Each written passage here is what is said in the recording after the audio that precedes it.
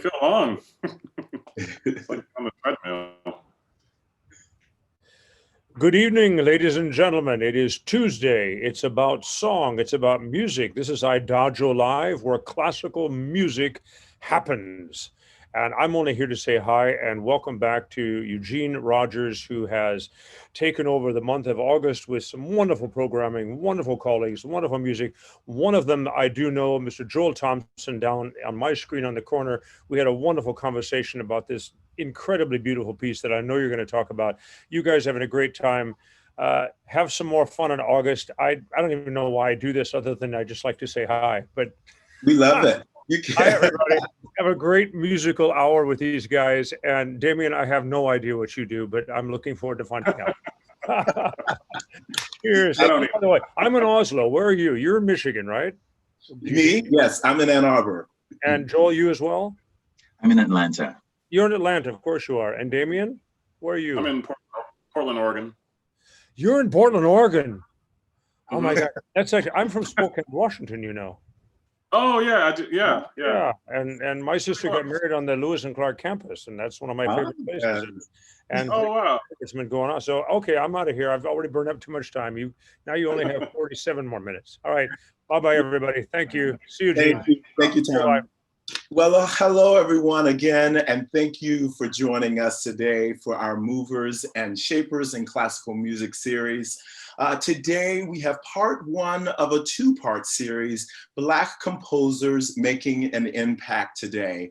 I am excited to welcome two of our three guests, and we hope our third guest will join us as well. The visionary and talented rising star, Mr. Joel Thompson. Welcome, Joel. Opera singer by day, composer, and fast rising star, Mr. Damien Geter. Welcome, Damien. Good morning. And our third guest, hopefully he'll arrive at some point, UK's beloved lyric baritone and now much in demand composer, soloist, Sir Roderick Williams. Welcome, gentlemen. It's so good to have you here. I've looked forward to this conversation for weeks to come now. Besides being a major fan of all of yours, one of the reasons I wanted you all to join me today was because of your similar approaches and journey as composers. And so I'd like to start there actually and have each of you just talk a little bit about your journey, how as a performer and a composer. And let's start with you, Damien. I see your screen is yellow to me, so I'm going to start with you. Yeah, so I went through the traditional schooling. You know, I have a bachelor's in music education and a master's in conducting, which a lot of people don't know. So always, you know, I came from a musical family. Nobody's a professional singer, but you know, we grew up in the church and always sang. So music has always been a part of my life. I can remember being in like preschool, and there were these different stations that we could pick to go to, and I would always pick music. And I remember one day the teacher was like, "You can't pick music today," and I was devastated. So music has always been a part of my life. There was a time where I wanted to be an English teacher, but music was still sitting right here, and it just never went away. And I don't have the traditional path. I mean, because I'm a 50% singer, 50% composer. Yeah. Although I feel 100% composer right now because of COVID, right? Hey, that's a good problem to have. Absolutely. And so when I'm training in college and people are starting to pay me to sing, I'm like, oh, well, there actually might be something here. And so to make a long story short, I became a singer. I taught school for a long time, for about 15 years, and I just stopped officially teaching last year, actually. And teaching voice. Teaching high school. Teaching high school. Wow. Yeah. Things picked up in a way such that I didn't have to do it anymore. So sure. I took advantage of that opportunity, and it's been good so far. And so I've always been a composer too, always really interested in theory, love counterpoint and all that good stuff.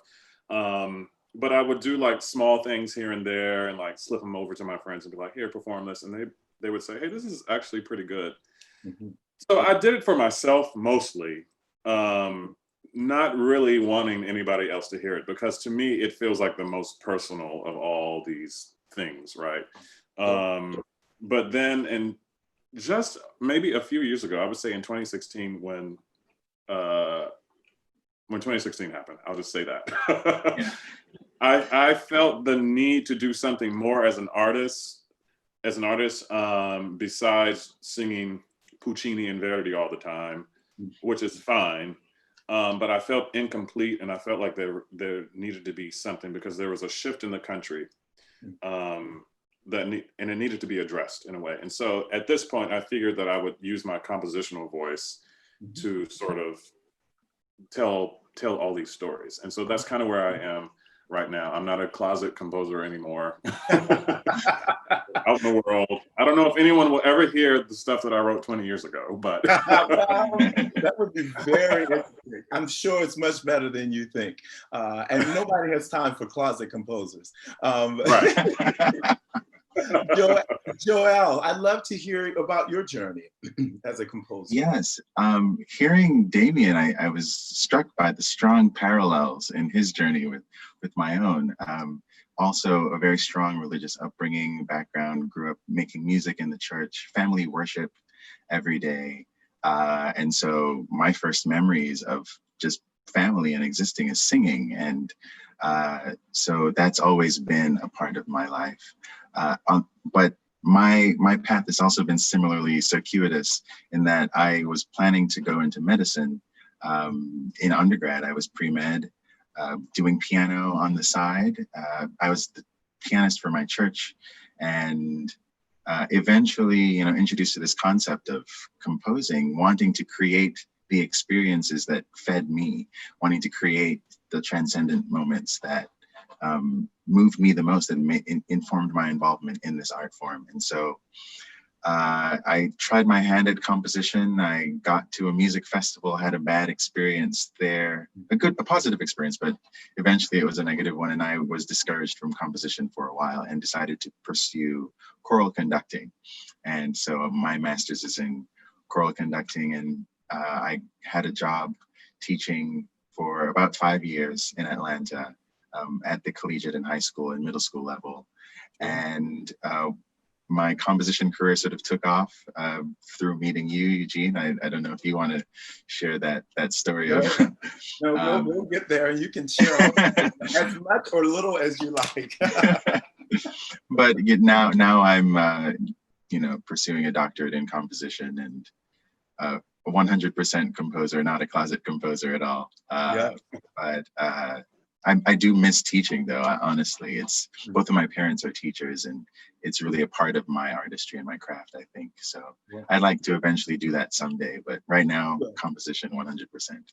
You will definitely have time to do that, I'm sure. It's interesting. So would you consider yourself still a performer? I know obviously you talk. Yes. Yes. It's hard to separate those disciplines when it's been a foundation for your musicianship. A lot of I would say all of my craft as a composer is informed by my experience as a performer. Sure. And you and I were talking about this yesterday, and I think all of the guests that we're going to have on our series of Black composers, part 2 is Black women, emerging composers, or just composers today, make an impact. But, it's interesting because when I went to Africa, the thing that I learned from my mentors in Africa is how singing, dancing, drumming, composing is really all one, that you don't separate that. You're not just this, you're not just that. It's a Western concept, actually, to think of ourselves sort of in these boxes at times. And I really love that idea that you really are, it informs, right? Your performing informs your composing, really. I want to play a clip of one of you performing, some Verdi. This is Damien performing from an aria from, I think it's Ernani, by Verdi. Just listen to a clip. I need to share my screen first, sorry. I will get my technology together. I'll have my... It's all a part of it. Here we go.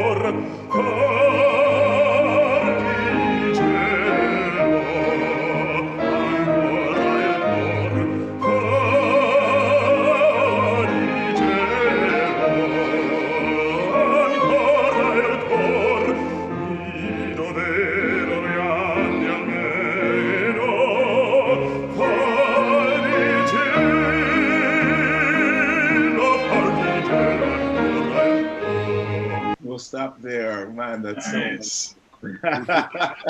really lovely to hear that.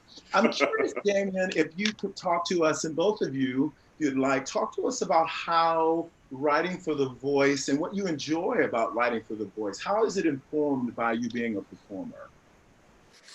Oh man, I feel like I have maybe an edge that maybe an instrumentalist who writes for the voice doesn't have. I think about my own problems in my voice and sort of think about like, I feel like I'm a composer that takes care of singers. You know, I try not to write too much in the stratosphere for a very long time, and so that there's a nice balance throughout the range.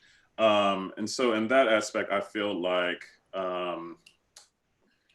you know, I feel like I'm a composer, singer. What am I trying to say here? I'm very nice to singers. Because I mean, I recognize that, you know, the instrument is in the body, and you are the instrument, and it's not pressing keys. There are things that you have to do that are within you. That's a little bit different than playing an instrument, and that's something that I realize when I'm writing for the voice. You know, but you also write for orchestras, so as well. So I'm curious how being a singer informs that part of your writing, even. I think there's something that connects everything, and that is being able to find that line throughout. Because, you know, as a singer, a classical singer, you have to find that legato line to cut over the orchestra, right? Or you have to find the melody, right, in certain things. So I think that for me, I'm melody driven, and I'm sort of line driven. So I think that when you look at my music, even my instrumental stuff, there's always this sense of line. Mm-hmm. If that makes sense.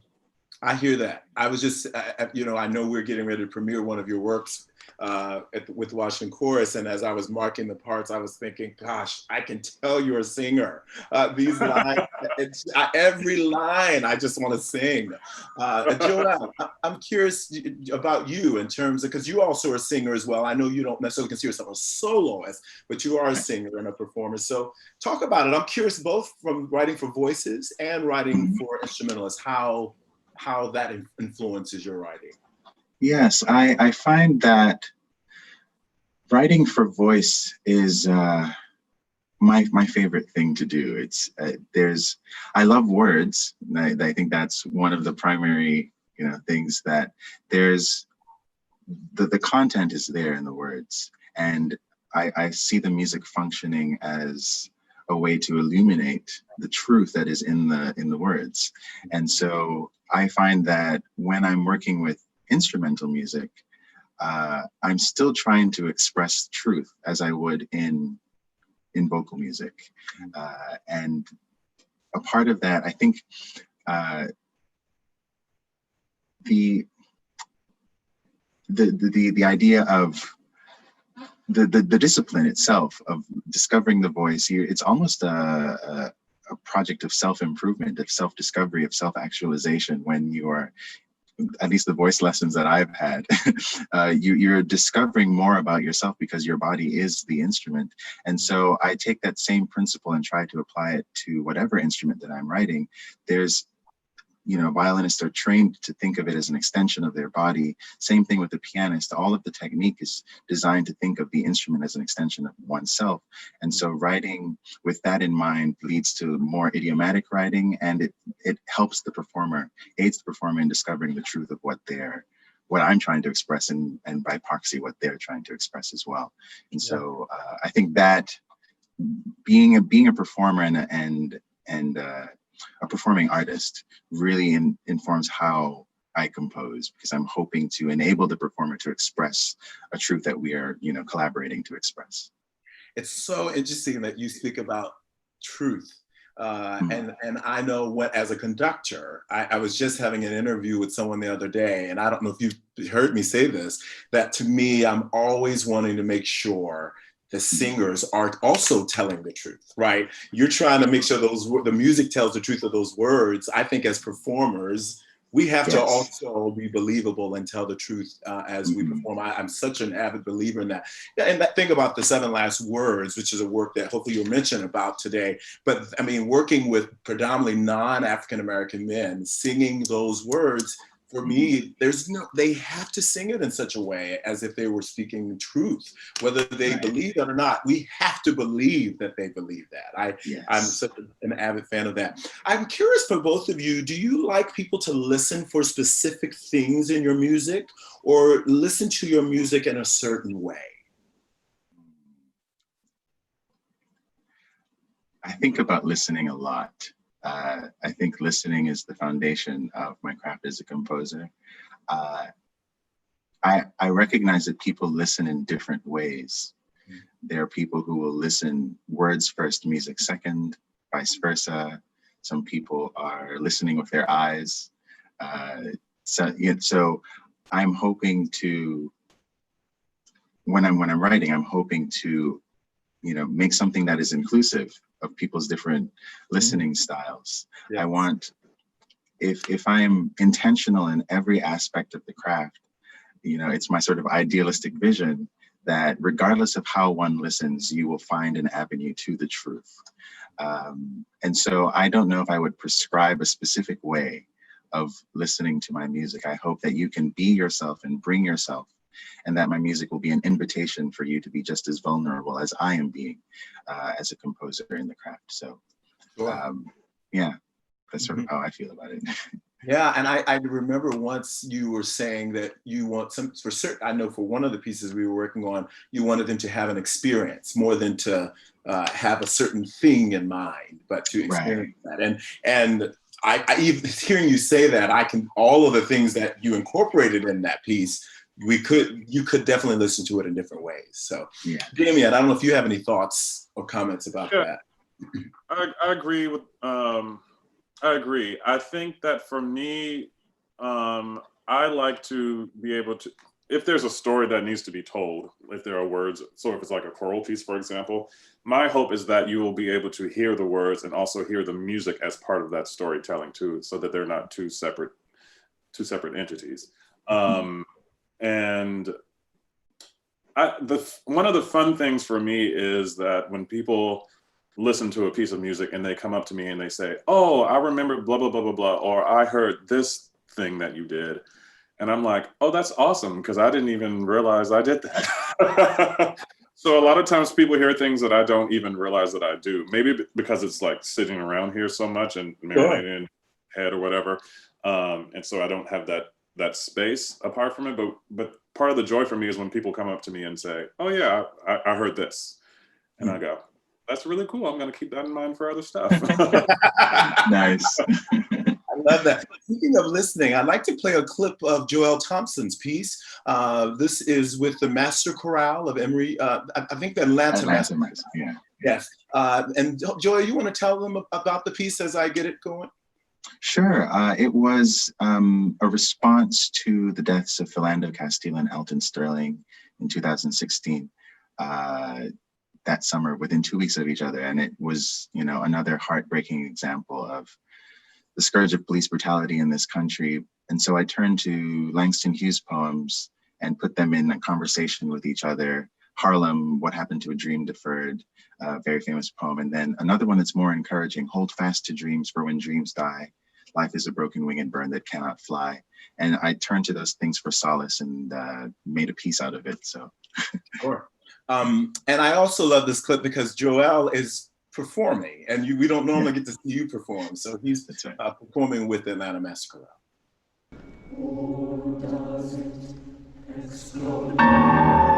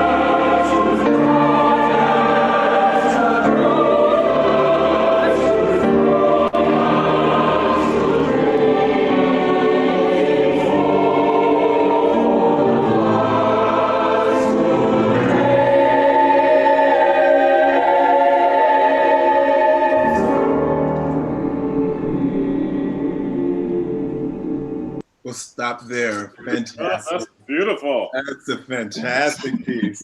And good for people to hear other excerpts. I'd love for each of you to tell us about your proudest moments as a composer. And Damien, let's start with you. Oh, proudest moments? Yeah, proudest moments or moments if you have two short ones. I think the proudest moment so far for me has been, so I composed a piece called An African American Requiem, which was commissioned by Resonance Ensemble. I think the proudest moment for me was when the Oregon Symphony said they wanted to partner with Resonance and do it, because it's like, the Oregon Symphony is a wonderful, I mean, to me, they're world class and they don't get enough credit. Maybe because we're in Portland, I don't know. But when they said that they wanted to partner with us and perform it, that to me was like, I felt like I did something. Yeah. Absolutely. And they are a fantastic symphony. Years ago, I used to sing with the symphonic chorus there and loved performing with that symphony. So yeah. Joel, what about you? For me, it was 2017, I believe, February, the orchestrated version of My Seven Last Words of the Unarmed. Yes. I got to sit next to Katiedou Diallo, Amadou Diallo's mom.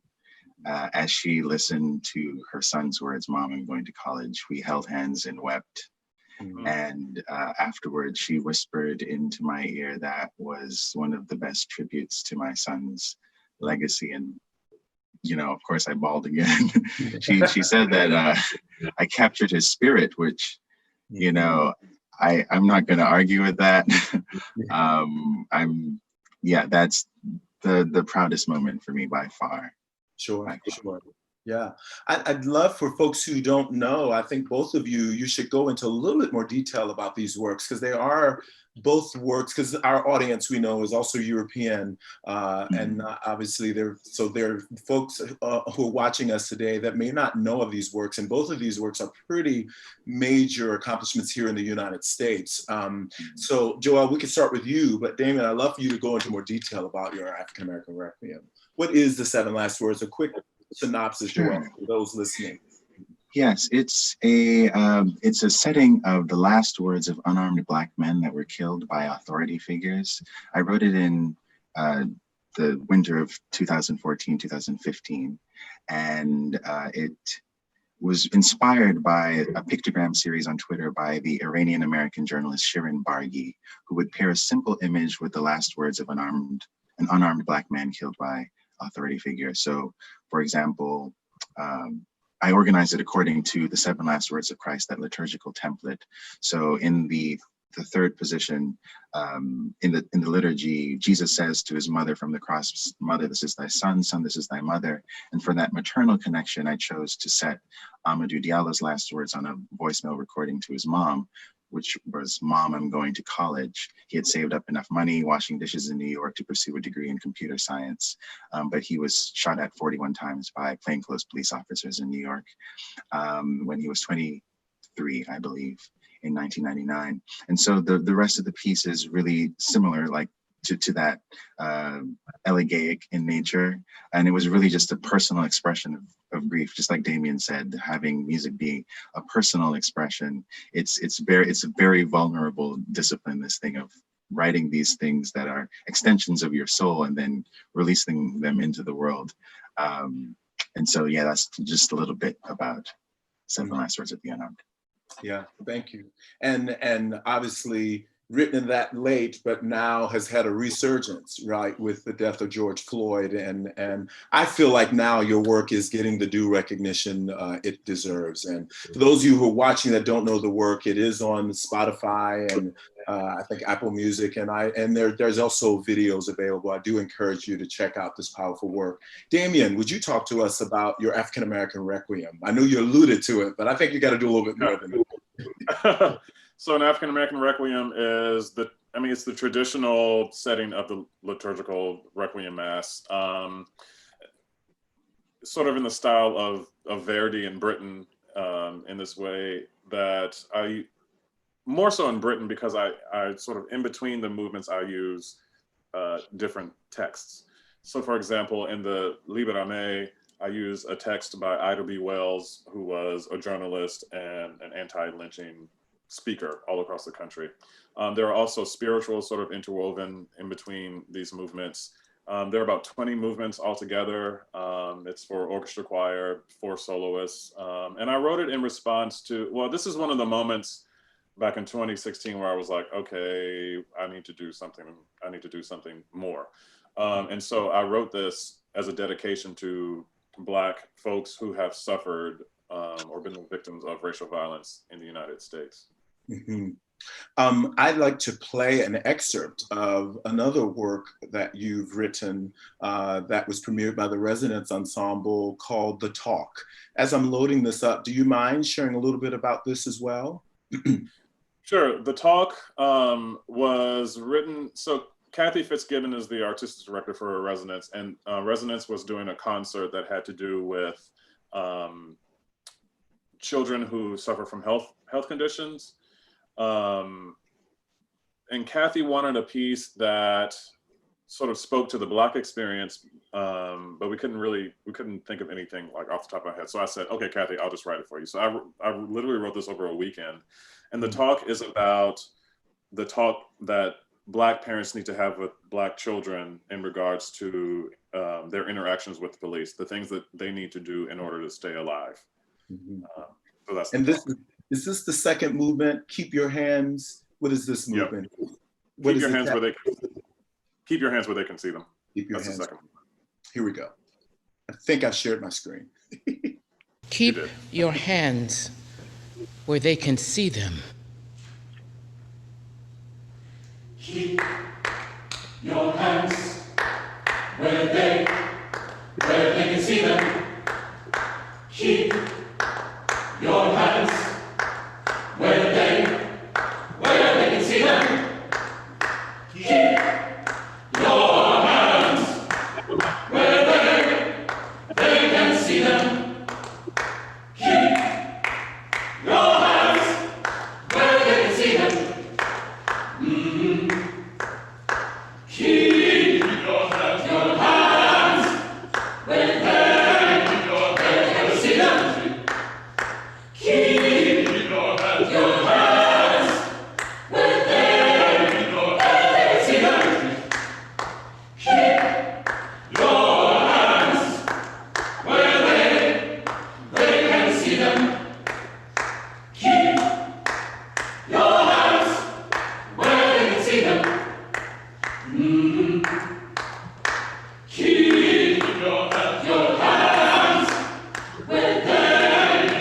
where they can see them. Keep your hands where they can see them. Keep your hands where they can see them. Keep your hands where they can see them. Mm-hmm. Keep your hands where they can see them. Mm-hmm. Yeah, I just love how striking but bare but poignant that is. I just absolutely love that. Oh my goodness, he's arrived. Roddy, how are you? I'm very well now, thank you very much. I've just had the most stressful half an hour. Oh, Apologies, everybody. We've got some storms here in England. The weather's just changing, and my Wi-Fi's gone. I've been trying to join in on my phone using. Anyway, you're here. Welcome. Welcome. And you know what? I have a wonderful. Can you hear me? I can hear you loud and clear. Can you hear me okay? Yes. And I'm going to start. Could you be a little louder? You can turn up your mic, I think. Yes, let me do that. And while you're doing that, I'm just going to introduce you by letting people hear you sing. This is Sir Roderick Williams singing an excerpt of his Butterworth of his Shropshire, 6 songs of Shropshire, the Shropshire Lad. Here we go. That way you can get yourself together. I can calm myself down. Delight in your gorgeous sound. Speaking of a performer and composer.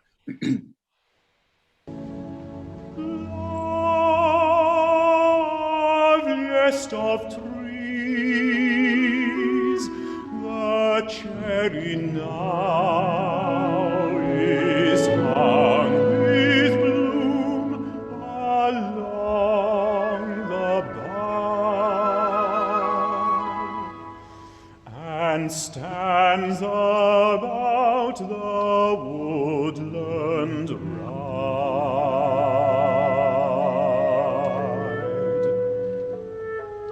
wearing white for Eastertide.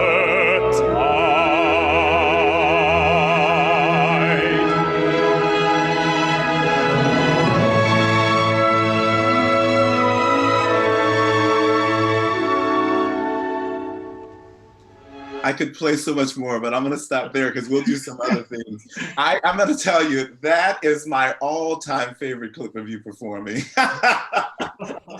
I play that over and over again. Welcome. It's so good to have you here. It's a pleasure to be here finally. Thank you so much for having me. It makes me laugh so much to think that we can meet from all corners of the world like this on Zoom. Absolutely. And to have this sort of meeting in person would be, you know, planes, trains, automobiles, and what have you, and just hours and hours of travel. But here we can hook together like this with in an instant. Yes. When the technology works. When it works. It's great. When it works, it's fantastic. But you know, and may I call you Roddy? This is, I know that. Please do, otherwise I won't know who you mean. Yes. Well, it's so interesting because you and I've commissioned you, I've performed your works, and we've never met until now, really. Absolutely. Absolutely. So what I do though, because in the old life before all this, I used to travel a great deal with my singing. And so it would give me opportunity. I would turn up in places and suddenly think, my goodness, you know, you're not too far from there. I'll give you a call. And I have actually met a lot of people from such online meetings. I've actually managed to meet people in person. Of course, that's what we all look forward to once this is finished, or different anyway. Is being able to I've met so many people online like this, and made new friends, and to meet in person. Well, it'll happen one day. I'd love for you, this is where I started with asking every composer to just briefly talk about their journey as a composer, because I think there's a lot of similarities here between the three of you, and I'd love for you to share this with our audience who's listening. Well, good evening, audience, or good afternoon, or whatever. Good morning, audience who's listening. And my journey as a composer is it's a sheepish journey. It's a humble one, because I very rarely refer to myself as a composer, and you know this, Eugene, because we had this discussion by email. I am a performer first and foremost, and a lot of my performer friends have hobbies, because there's a lot of waiting around to be had in the music business. And my hobby happens to be writing music, arrangements or original compositions or whatever, and it's something I've done a lot of. But it's very much a second string, and over the last 10, 20 years or more, that hobby has grown into something more, only in that people ask me for commissions, yourself included, ask me for a piece of music, which I'm so delighted to write. I find myself so lucky to be able to write for other people to perform. Originally, it was just me singing my songs, and that was fine. At least I got a chance to program them. And then other people start asking for things, and the joy of hearing another performer take something I've written and give it their own life, it's indescribable. I nonetheless try to describe it to other ensembles and singers and musicians, generally speaking, as an act of gratitude when they present me with something. I try and tell them how important it is to me personally that other people are interpreting my music, making something different of it and giving it life. So yes, over those, the 20 or 30 years that I've been professional as a composer, if I put it that way, it has been a slow growth. It feels like it's happening to someone else. It's very strange, but enjoyable. Which I think is interesting that you don't consider yourself a composer, and there's an entire CD on Hyperion, right, that has all of your music. You've been commissioned by so many professional ensembles but I love this because you didn't get a chance, and I hope you'll go back and listen. Yeah, I'll catch it when I, yes. Yes, to hear Joel and Damien's story, which is somewhat similar to your journey. And I think it informs the way all of you write. And I love all of your music. I'm going to move forward a bit.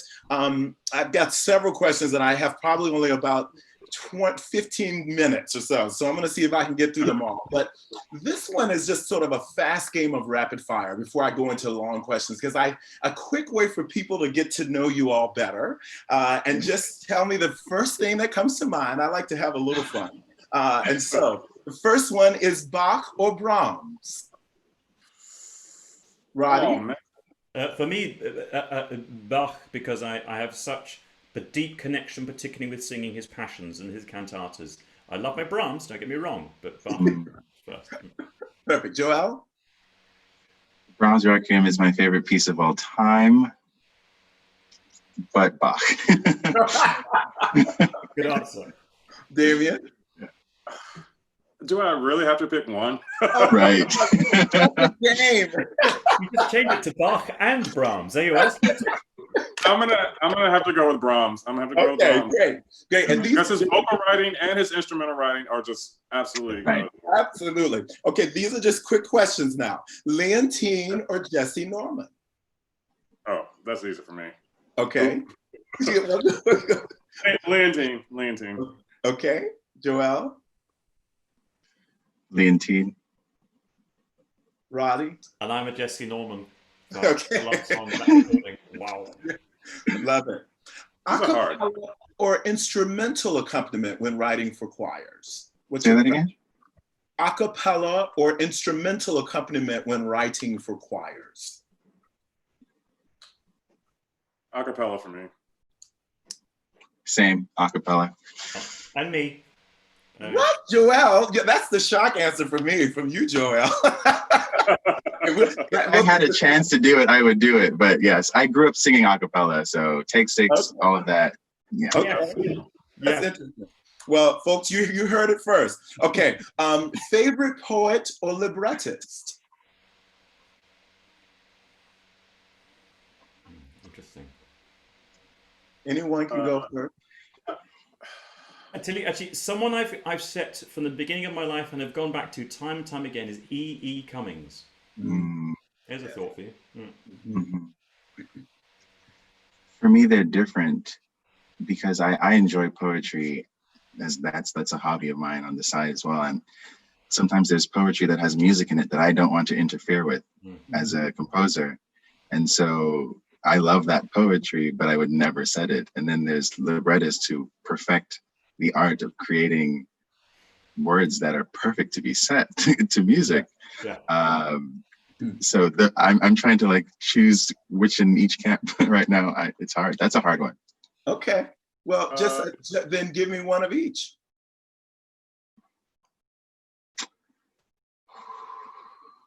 Don't overthink it. Right now, I'm reading a lot of Danez Smith. Okay. Yeah, they are an amazing poet and librettist.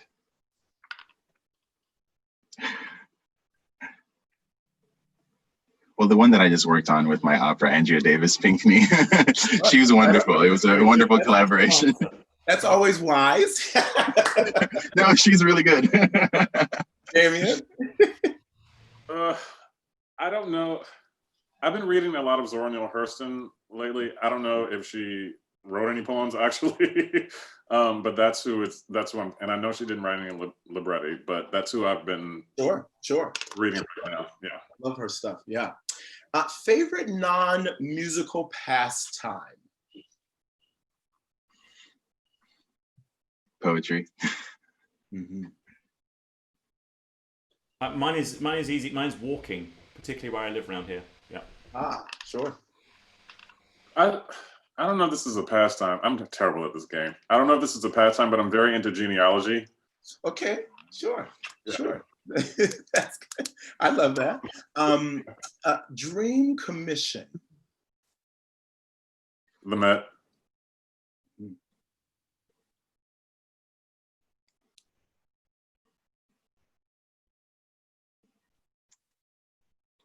I love how long this is taking. Yeah. This is the quick fire round. When we get to the long questions, we're in real trouble.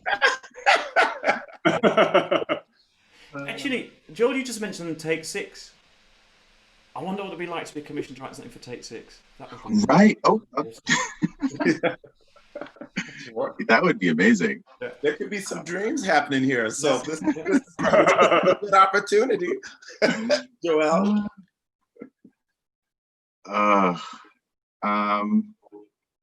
If I could write something for Tenebrae, yeah. that'd be great. I'm obsessed with the Songs of Farewell album. You'll call. I'll follow. Yeah. I love it. One fact about you that no one would know.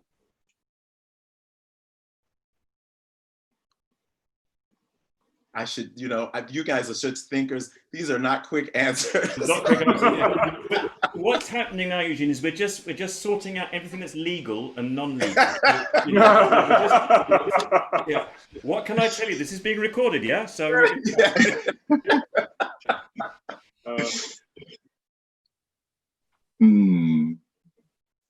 Damien? My eighth great grandfather was Swedish. Okay. You love genealogy. That's yeah, see, there you go. Yeah. Anyone, Joel or Roderick? I have a deep dislike for okra. It is hairy on the outside, slimy on the inside. It's like a human. Yeah, I have no. Fried okra? Yeah. If it's fried, the slimy must be gone.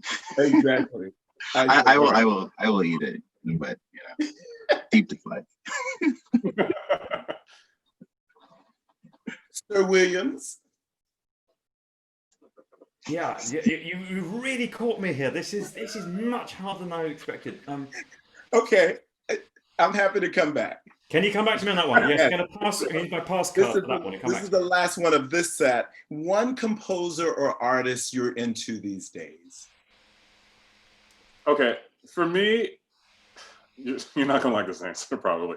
It's Beyonce, because that Black is King album I've been getting more and more into as I'm thinking about what opera that I want to write as a part of a commission, and I'm thinking something in the kind of Afro-futuristic type thing. So I've been really enmeshed in that album right now. Also, I will say one more are the Philip Glass string quartets.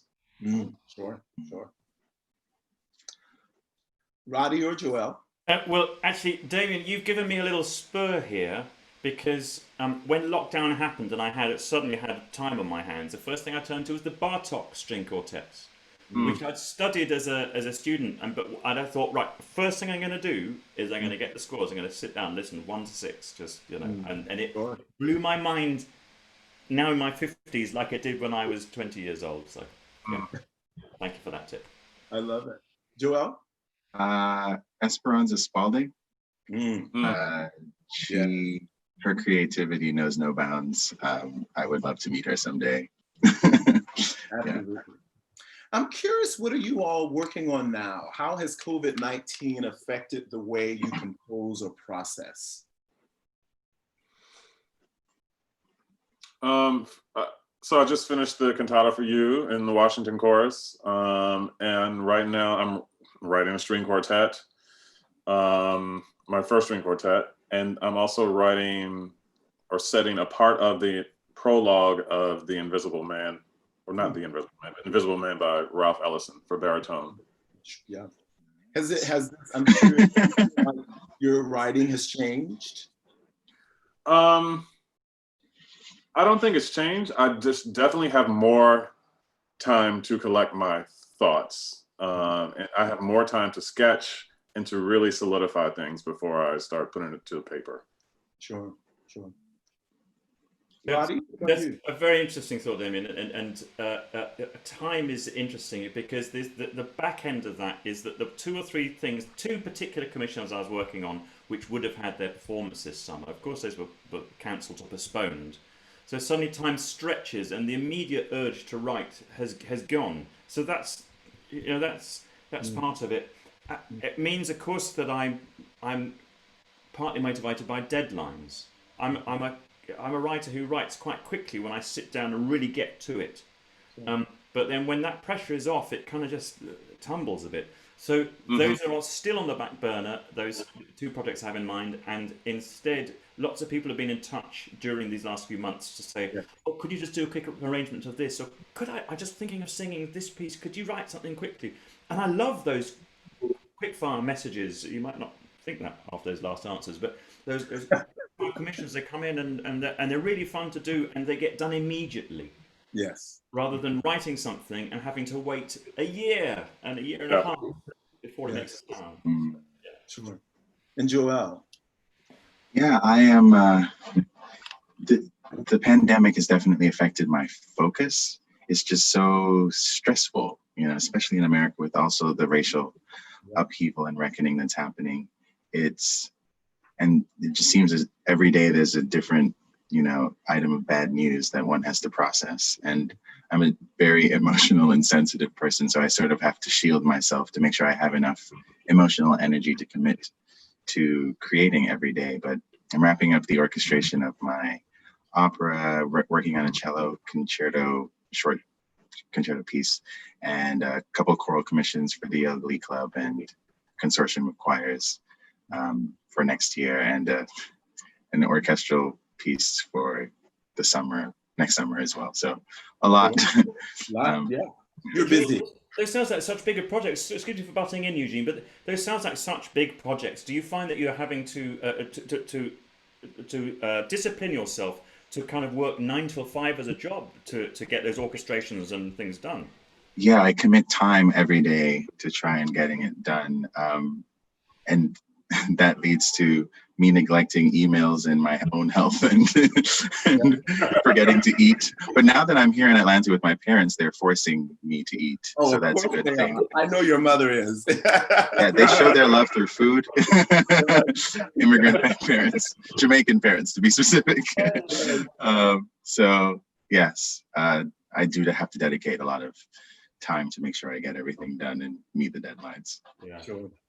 I wish I had more time. I have reached I have many more questions here, but I want to be respectful of my host, Thomas Hampson, and I want to just thank you all for coming. And I want to put in a couple of plugs. First of all, I want to encourage everyone to listen to the music of these composers, commission them. I've commissioned them all. I get to perform Damien's work now, and I perform Joel and Sir Williams' works.